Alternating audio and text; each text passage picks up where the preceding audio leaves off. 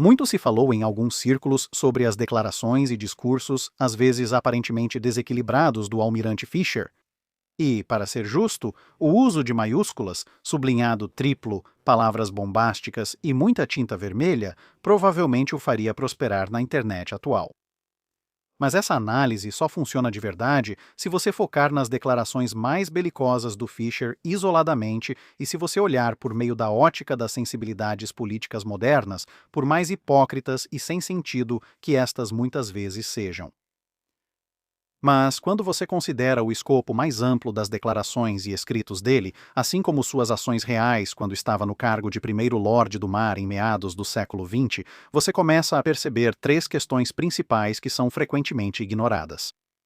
Primeiro, Fisher era, acima de tudo, um pacifista muito militante. Agora, isso pode soar um pouco contraditório, mas ele conseguia ver o quanto de carnificina uma guerra industrial em grande escala entre grandes potências causaria e queria evitar isso por quase todos os meios necessários.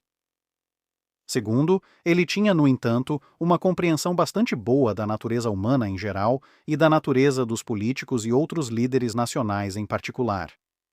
E isso era simples. Palavras não significavam nada se não fossem respaldadas por ações.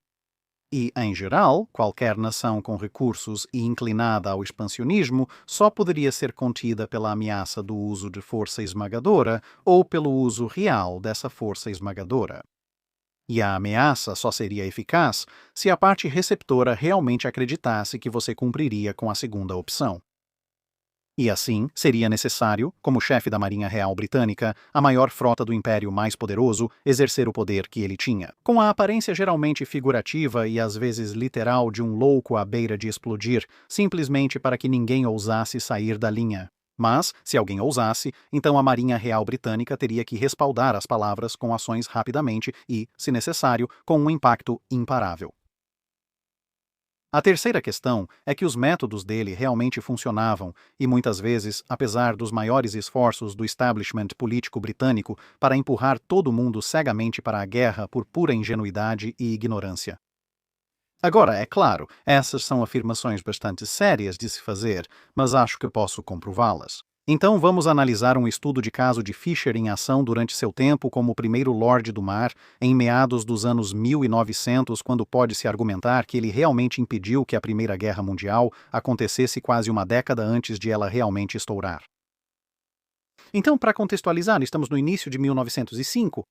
Fisher assumiu o cargo de primeiro Lorde do Mar apenas alguns meses antes, em outubro de 1904, e o cenário político da Europa está mudando rapidamente.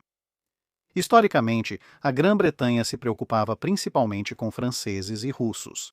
No entanto, nas últimas décadas, a Alemanha se formou a partir de um conjunto de pequenos estados e a Itália surgiu apenas um pouco antes disso.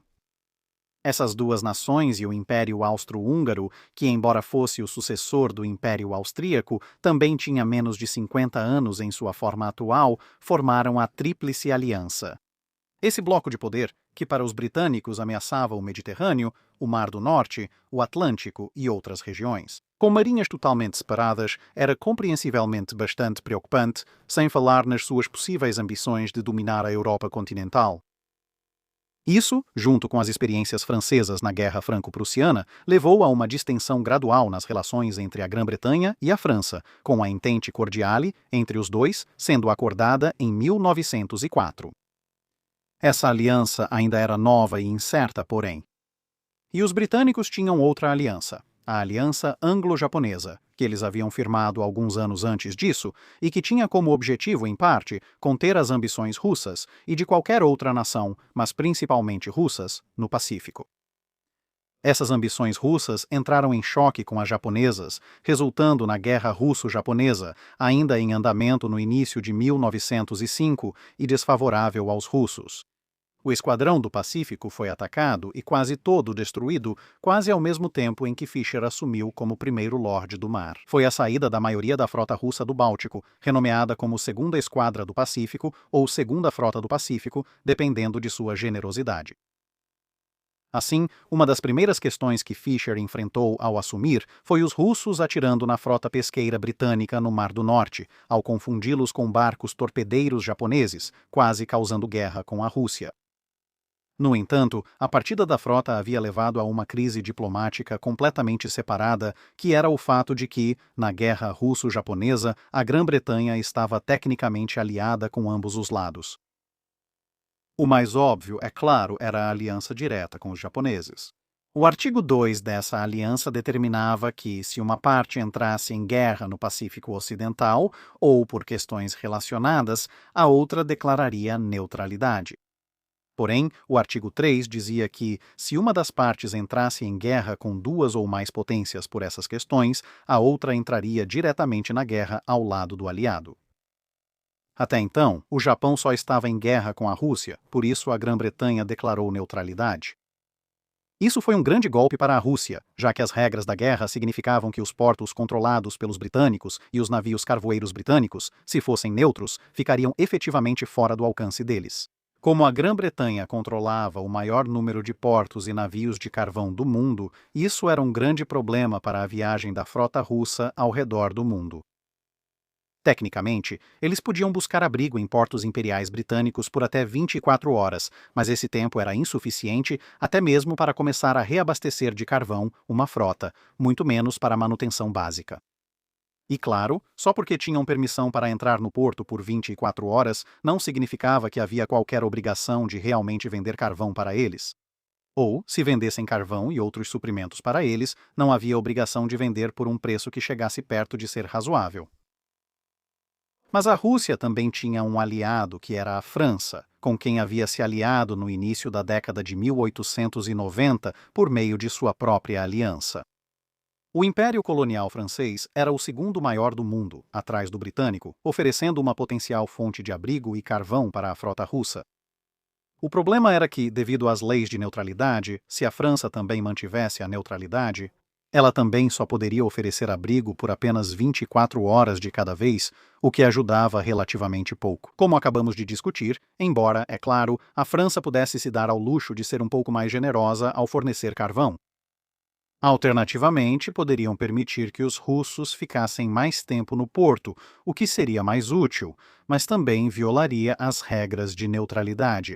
Se a frota russa ficasse por vários dias, poderia-se dizer que a França dava apoio material a um beligerante na guerra russo-japonesa e, assim, estaria em guerra com o Japão por procuração. Isso ativaria o artigo 3 da Aliança Anglo-Japonesa e obrigaria a Grã-Bretanha a declarar guerra à França e à Rússia em apoio ao Japão. Isso provavelmente resultaria na destruição da frota russa antes de alcançar o Pacífico, assim como a provável destruição da frota francesa e a perda das colônias ultramarinas para britânicos e japoneses. Em 1905, a Marine Nationale não tinha condições de desafiar a Marinha Real Britânica. Mas é claro, isso apresentava o segundo e menos óbvio problema. A Grã-Bretanha, como dissemos, agora estava aliada à França, principalmente para conter a Alemanha. Assim, Grã-Bretanha e França não tinham interesse em lutar entre si, pois isso as enfraqueceria e dividiria, permitindo que a Alemanha explorasse a situação em benefício próprio. Assim, os franceses tiveram que escolher dar pouca ajuda aos russos para manter a aliança com a Grã-Bretanha contra a Alemanha ou apoiar os russos, arriscando guerra entre Grã-Bretanha e França. Já a Grã-Bretanha e a Rússia, como dissemos, provavelmente não ajudarão muito os russos. E então ver Grã-Bretanha e Alemanha dividirem o mundo antes de provavelmente lutarem entre si pelos restos dos impérios francês e russo. Havia um terceiro elemento nisso. Os japoneses preferiam que a Grã-Bretanha permanecesse neutra, se isso permitisse forçar a França a fazer o mesmo. A Marinha Imperial Japonesa estava quase certa de que conseguiria enfrentar os russos desde que a longa viagem ao redor do mundo fosse bem dificultada. Mas os franceses tinham navios experientes no Índico e Pacífico, permitindo formar uma segunda frota do Pacífico, reforçada por essas embarcações e com abrigo em portos franceses. Poderia ser difícil demais de enfrentar, especialmente porque uma boa parte do poder de fogo da Marinha Real estava prestes a ser retirada para as águas nacionais e o Mediterrâneo, e por isso levaria algum tempo para chegar ao Pacífico e ajudar. E assim, com uma guerra no Pacífico e a Europa envolvida em algo parecido com um impasse mexicano entre povos fortemente armados, o Kaiser viu uma oportunidade de desestabilizar todo o continente em benefício da Alemanha, porque é claro que ele viu. O único problema dele era que Fischer estava muito à frente dele e já antecipava que o Kaiser tentaria exatamente isso. Assim, logo após assumir o cargo, Fischer supostamente, temos apenas relatos de segunda mão sobre isso, teria contado ao rei sua ideia de lidar com a Alemanha, que começava a se impor. Ele disse ao rei: "Vamos fazer um piquenique em Kiel. Vamos simplesmente colocar 2 navios britânicos, um de cada lado de um navio alemão, e então dizer aos alemães, como um policial diz a um bêbado: venham conosco, calmamente, e não haverá problemas. Mas se não vierem, haverá problemas, sem dúvidas." Isso era a clássica política de poder naval britânica em grande escala. Na verdade, foi até moderado se comparado a outras declarações de Fischer sobre repetir Copenhague e destruir a frota alemã sem aviso prévio. No entanto, a ideia de uma demonstração tão aberta e agressiva de poder como forma de dissuasão, previsivelmente, horrorizou os políticos, que só viam o risco de precipitar uma guerra continental. Era exatamente o que todos queriam evitar. Enquanto Fischer achava que não fazer nada ou tentar apaziguar os alemães seria um caminho muito mais provável para o conflito. O primeiro lorde do almirantado, seu equivalente civil, ao saber dos planos de Fischer, escreveu ao primeiro-ministro dizendo: "Isso só prova que as falhas intelectuais de Fischer são tão grandes quanto suas virtudes." Falei da proposta dele sobre a frota alemã em Kiel? Não era uma frase paradoxal, nem dita para chocar. Ele falava sério. No entanto, parece que essa proposta foi, na verdade, apenas o tiro de abertura de Fischer, não um plano de ataque completo. Se ele quisesse que a Marinha Real entrasse em Kiel e tomasse a frota de alto mar, teria sido uma operação realizada com absoluto sigilo. Fischer confirmou alegremente e sem reservas a proposta para qualquer um que quisesse ouvir, inclusive vários jornalistas, garantindo que a ideia se espalhasse rapidamente pelo público britânico e chegasse à Europa, especialmente Berlim. O que, claro, era o objetivo, pois a primeira etapa do plano real de Fischer era testar se um simples lembrete verbal indireto de com quem exatamente estavam mexendo bastaria para dissuadir os alemães. Quase certamente não é coincidência que, mais ou menos na mesma época, a imprensa britânica, que Fischer via como apenas mais uma arma a ser usada e que tinha conexões bastante próximas com ele, de repente começou a publicar artigos que atacavam a simples existência da frota alemã com considerável hostilidade. Um jornal notou que, com a maior parte da frota do Báltico ausente, ou seja, a frota russa do Báltico, naquele momento eles estavam em algum lugar ao largo da costa africana. Não havia momento melhor para os britânicos irem ao Báltico. Destruiriam a frota alemã sem risco de traição russa e depois acabariam com o restante da frota russa, de qualquer forma, e assim, de uma só vez, eliminar 2/3 de todas as marinhas. E isso poderia ser uma ameaça potencial à dominação britânica. Sem apoio e perseguido por navios britânicos até o Pacífico, onde os japoneses aguardavam, a segunda esquadra do Pacífico certamente também estaria condenado. Como era de se esperar, os alemães protestaram contra esse súbito aumento da retórica, o que levou à resposta extremamente sarcástica e britânica da Army and Navy Gazette a esse protesto, que dizia em parte: "Não foi a Army and Navy Gazette que exigiu que a frota alemã fosse aniquilada. Nós apenas apontamos que a frota britânica, no momento, não tem nenhuma tarefa especialmente importante." É claro que insinuar que a Marinha Real poderia simplesmente ir lá e explodir ou roubar toda a frota de batalha da Alemanha, em parte por puro tédio, só causou ainda mais irritação nos alemães. O que, claro, era o objetivo, pois quanto mais irritados os alemães ficavam com a ameaça, mais se esperava. Eles poderiam perceber que a Grã-Bretanha realmente poderia fazer isso, e, portanto, talvez fosse uma boa ideia não provocar quem poderia fazer isso. De fato, na virada do ano, os alemães quase se convenceram disso. A ausência de qualquer desmentido oficial às reportagens da imprensa, junto ao reforço contínuo da Marinha Real nas águas territoriais por Fischer, indicava que esse ataque estava, no mínimo, sendo seriamente considerado, se não já planejado naquele momento. Quando questionados, é claro, os diplomatas britânicos negaram que qualquer ataque desse tipo estivesse sendo planejado. Mas isso só alimentou ainda mais o pensamento do Kaiser de que, bem, isso é apenas mais uma confirmação de que tal ataque está sendo planejado, porque, é claro, se os britânicos estivessem planejando um ataque, eles negariam que estivessem planejando tal ataque. E assim, no início de 1905, o Kaiser já havia emitido ordens para preparar sua frota para um possível ataque surpresa naquela primavera, pedindo tanto ao exército quanto à marinha sugestões de como melhor combatê-lo. O máximo que conseguiram propor foi um ataque preventivo próprio. Quando achassem que os britânicos poderiam estar no mar, o exército alemão teria que se mobilizar rapidamente e invadir justamente a Dinamarca, pois isso lhes daria o controle dos estreitos dinamarqueses, as passagens entre as várias ilhas que compõem a parte oriental da Dinamarca e que separam a Dinamarca da Suécia. Nessas águas estreitas e um tanto traiçoeiras, que normalmente exigiam pilotos locais para guiar os navios, esperava-se que uma combinação de minas, torpedos, as defesas costeiras dinamarquesas, a falta de guias locais e a natureza confinada das passagens, impedir que os britânicos explorassem totalmente sua superioridade numérica, permitiria repelir qualquer frota britânica com sucesso.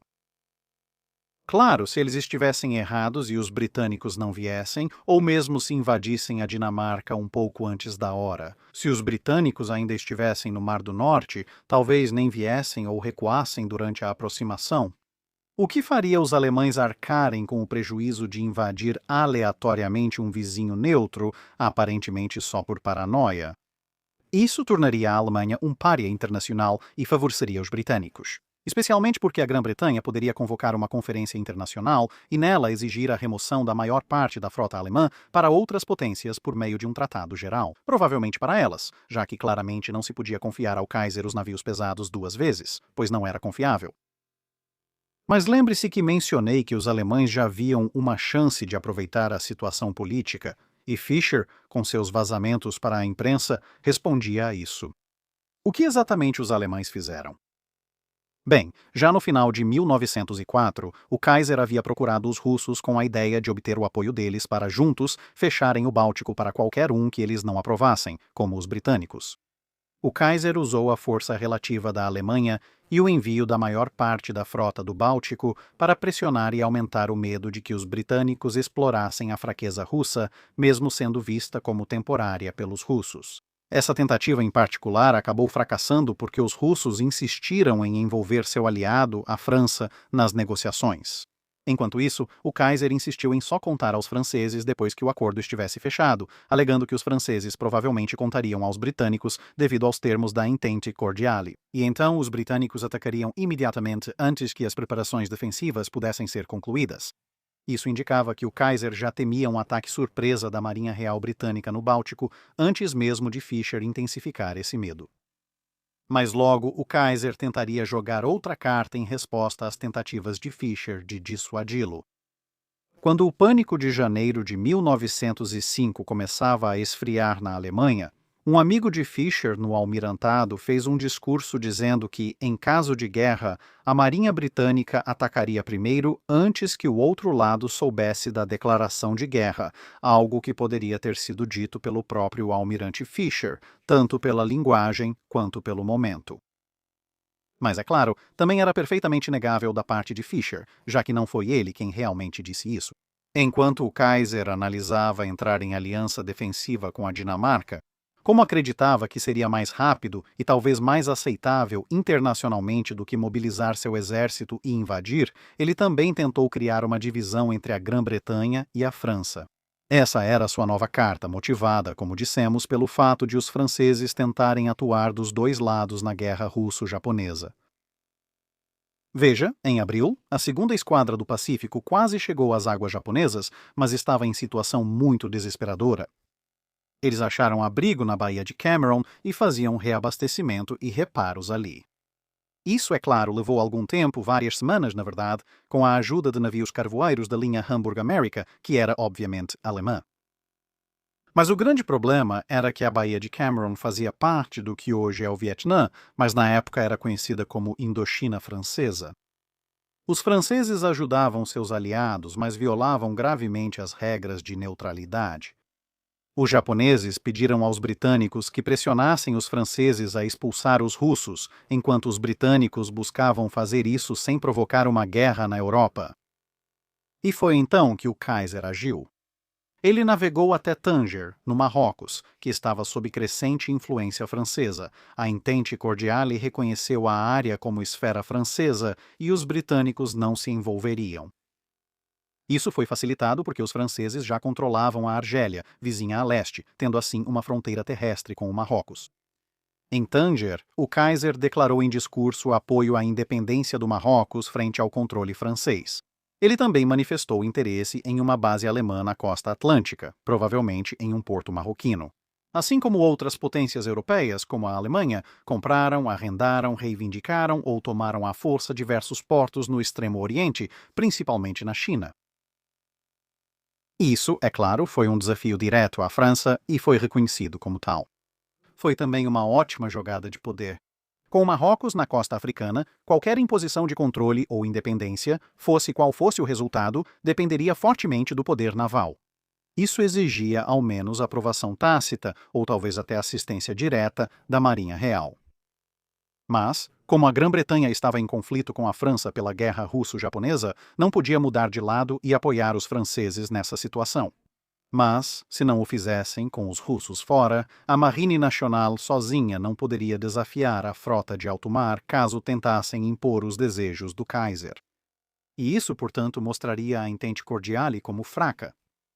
O Kaiser esperava que, ao ter que escolher entre França ou Japão, os britânicos ficassem indecisos e não interviessem, frustrando os franceses e aproximando-os da Rússia, e assim colocando-o numa aliança contra a Grã-Bretanha. Fisher, porém, percebeu o jogo de poder e decidiu responder em várias camadas. Publicamente, ele escreveu ao governo que, sem qualquer dúvida, os alemães gostariam de um porto na costa do Marrocos, e, sem dúvida, qualquer que fosse a situação. Um porto desses, em posse deles, seria extremamente prejudicial para nós do ponto de vista naval e deveria ser considerado um casus belli, uma causa para a guerra, a menos que recebamos Tanger, o que talvez, mas apenas talvez, seria um quid pro quo. Isso parece uma oportunidade de ouro para lutar contra os alemães em aliança com os franceses, então espero sinceramente que você consiga realizar isso. Claro, não alego ser diplomata. Isso é um eufemismo, mas parece que o imperador alemão vai prejudicar muito a crescente entente anglo-francesa. Se ele puder levar vantagem agora, de qualquer forma, mesmo que seja apenas se livrando do Monsieur de Classé, o ministro das Relações Exteriores francês, que se opôs ao discurso do Kaiser no Marrocos e que os alemães tentaram fazer com que fosse demitido como resultado, só quero que envie um telegrama para Paris dizendo que as frotas inglesa e francesa se uniram. Em 15 dias, poderíamos ter a frota alemã, o canal de Kiel e Schleswig-Holstein. Em privado, porém, embora ele tenha permitido que boa parte disso vazasse para a imprensa, ele admitiu que era, na maior parte, besteira. Os portos marroquinos, na opinião dele, não eram adequados para grandes navios ou uma grande frota, certamente não a ponto de realmente preocupá-lo, e a frota de cruzadores da Alemanha, que talvez pudesse usar um porto marroquino, era anêmica no máximo. Além disso, ele já estava fazendo planos para que seus cruzadores blindados Dreadnought lidassem com bases de cruzadores inimigas no exterior, de qualquer forma. O que ele estava tentando fazer, na verdade, era algo muito mais doméstico. Forçar a política britânica a voltar seu olhar para a ameaça alemã que ele percebia, o que ele também esperava que convencesse os franceses a reduzir o apoio aos russos, já que os britânicos pareceriam ser aliados muito mais úteis contra a Alemanha se realmente concentrassem sua atenção na Alemanha. No fim de maio, o apoio francês aos russos deixou de ser um problema. Quando a frota do almirante Tojo, treinada e majoritariamente construída pelos britânicos, destruiu a segunda esquadra do Pacífico russa em Tsushima, dissipando parte da tensão resultante daquela guerra, já que os japoneses podiam ficar muito satisfeitos que seus aliados garantiram que eles só precisariam lutar contra os russos. E claro, eles foram lá e venceram essa luta. No mar, a guerra acabou, mas em terra continuou por mais tempo. O que a frota e as bases francesas faziam agora era praticamente irrelevante para o desfecho da guerra russo-japonesa, a menos que a França declarasse guerra abertamente. Assim, os britânicos puderam seguir apoiando os franceses na crise marroquina, levando os franceses a aceitar resolver tudo em uma conferência internacional com apoio britânico. Embora os franceses tenham valorizado a promessa britânica de defender seus interesses, a falta de mobilização significativa da Marinha Real em maio, durante a indefinição da guerra naval russo-japonesa, preocupou alguns políticos franceses. Cerca de uma semana depois, a Noruega declarou independência da Suécia e o Kaiser mudou de tática, retomando o plano de atrair a Rússia para seu lado. A Rússia havia sido recentemente humilhada pela guerra no Pacífico e sabia que a frota do Báltico ficaria criticamente enfraquecida por um tempo. Assim, os russos estavam em uma posição muito mais fraca para resistir à proposta do Kaiser de uma aliança russo-germânica desta vez, especialmente porque ele apontou que os franceses pareciam estar se aproximando dos britânicos, o que significava que não haveria mais ajuda dos franceses contra os japoneses. Ele também destacou que, bem, a recém-independente Noruega estaria em risco significativo de cair na esfera de influência britânica, em parte devido aos laços comerciais que possuíam, e isso poderia dar à Marinha Real um ponto de apoio na entrada do Báltico. Após garantir o acordo tácito dos russos em reunião com o czar a bordo dos iates reais, o Kaiser foi com a frota de alto mar para Copenhague para acostumar os dinamarqueses à ideia de que o Báltico estava sob controle alemão e russo. Além disso, se houvesse tensão, era melhor que se preparassem para serem ocupados a fim de resguardar esse controle. Com o governo britânico em processo de enfraquecimento devido a questões internas do partido e à política doméstica, Fisher decidiu que havia tanto uma ameaça quanto uma oportunidade. A ameaça, claro, era o governo não fazer nada e ceder às exigências do Kaiser, mesmo que fosse apenas por não tomar nenhuma atitude em resposta. A oportunidade era que, bem, com o governo tão fraco e dividido, eles talvez nem percebessem ele, ou seja, Fisher, fazendo algo a respeito até que fosse tarde demais para realmente impedi-lo.